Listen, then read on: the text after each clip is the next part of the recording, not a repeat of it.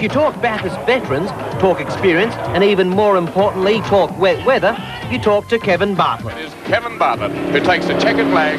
Well, I'm so frightened of it, I think I get more nervous than anybody else, so I react a little quicker. Bartlett has once again joined forces with Bob Forbes to tackle the mountain, a combination which has made them the most successful privateers this year. The team will take on the Tuis as one of experience and youth. One of their priorities is giving young drivers a go, and it's very important, I think, me being a young driver. But, you know, it's good for the sport here. The other three guys, actually, I think when I won my championship, none of them were born or they're all at kindergarten. The two other drivers making up the foursome are Formula 4 champion Russell Ingall and Rookie of the Year Mark Gibbs. This will definitely be a team to be reckoned with. Group A racing is an expensive proposition. Being a privateer up against the gun teams is not easy. It's a combination of dedication, loyalty and a love for the sport which holds it all together. We're operating on about 10% of the budget of the major teams, but, you know, we think we're in there with a show, believe it or not. We're adequately funded.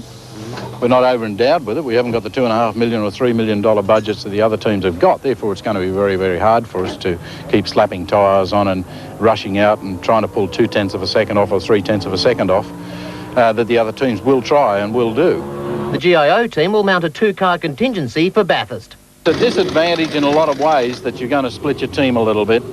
And if you have two cars come in at once, it does make a little bit of a problem for yourself, a little bit of a rod for your back. I think, though, that with normally aspirated cars as we've got, the technology involved is more easier to control. It's much more easier to control. Forbes is already preparing for the week at Bathurst. His media day was a chance for more track work. It also allowed us humble reporters a chance to drive with a team which Bartlett believes will be in the top 5 finishes after 162 laps of Mount Panorama. I believe that we can be in the top 5 at Bathurst with one or both of the cars. I honestly believe that, and I think the Works Holden team feel that they can win. Russell, do you think that sometimes the privateers are looked upon as the underdogs of motor racing? They're not up there with the big guys and the big spenders?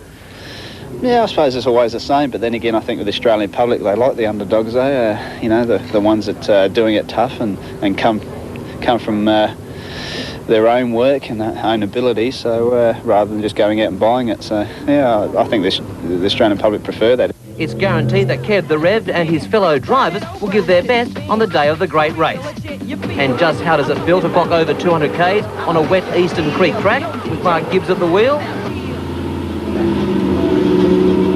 Now that's a lot of fun. It really is. It's great. Excellent. Kevin, we found a race that you just won in Adelaide about 30 years ago in one of those Starians. Yeah, you've got to look a long way back for one of those race wins. Yeah. What do you remember of Kevin Bartlett? What do I remember of Kevin Bartlett? Yeah. I remember him going around like a turtle on his roof up the top of the bloody thing of that great flogging Channel 9 Monaro. Not Monaro, what was it? That's a bit uncalled for, Barry. What? Come on. You always were, arse up. Well, you've got to be spectacular sometime in your life. Section of the Kerry Packer organisation that backed me quite well, paid enough to secure a good 3-year tenure. With the Camaro, I've got two very good fellows in it, Johnny McCormack and Bob Forbes. They'll do a splendid job. We're a little bit of bad circumstance that we're off the back of the grid, but I think Mr. Packer will be rather pleased with the result when we get going. It'll really show up very well, the car. I think the problem that our viewers will understand is that in both the Camaro cars, both the Channel 9 entry and the Ron Dixon AWA entry, the time was against everybody. The legalising of the cars, and then the great wait to see if they would run with or without four-wheel disc brakes. Bobby Forbes, Bob, you've played a big hand in the preparation and so forth of the car. You're happy? I know you're disappointed you're so far back, but at least you're in it. Oh yeah, we're very happy with the performance of the car. The preparation's been excellent. Where we were very frustrated, we've been here for 4 days practicing and running the car every day, and they only gave us 45 minutes in which to qualify, and I think that that's got to be changed for the future. Otherwise, the big effort that we put in just doesn't become worthwhile. We came here to win the race, not to be starting down the back of the grid. Okay, pretty solid words. We've got plaster on here, we've got plaster on here. How long before we get out of plaster, Kev? About another 2 months, I'd reckon. Yeah. About another two. Actually, the doctor said 3, but I've told him 2.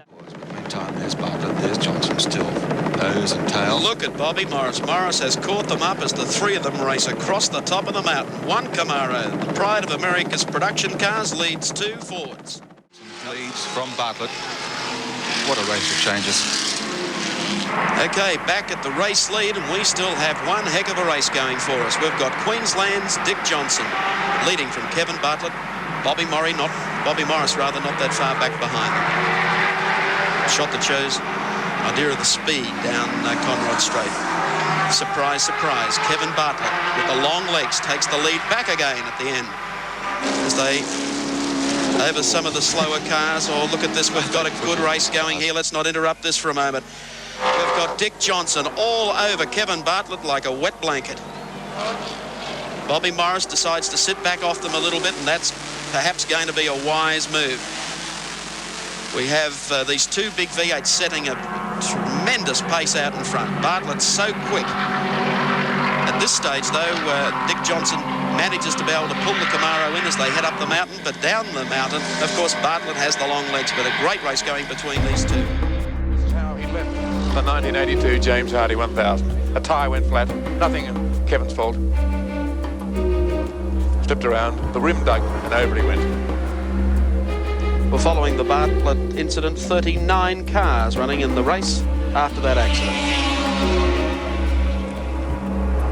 53 cars started the race. It really has been a race of incidents. Here's one of them. Kevin Bartlett running in a strong 4th place right behind John Harvey. Had been battling with him all the time, and that's how we lost our 4th runner, Kevin Bartlett. Exit from the great race. We'll be back in just a moment. He's allowed to drink. And he's just walking there, exchanging compliments with the crowd. He's thrown a cigarette. He's relaxed. Signing autographs. The people's favourite. The professional racing driver. You know, I feel like 100 years of age. I gave Kevin his first works drive back in the early 60s in, of all things, here at Bathurst, a Morris Mini Deluxe. Who can remember that car? Let alone young Kevin, as we called him, gave him a run. He came back complaining, so it's not fast enough.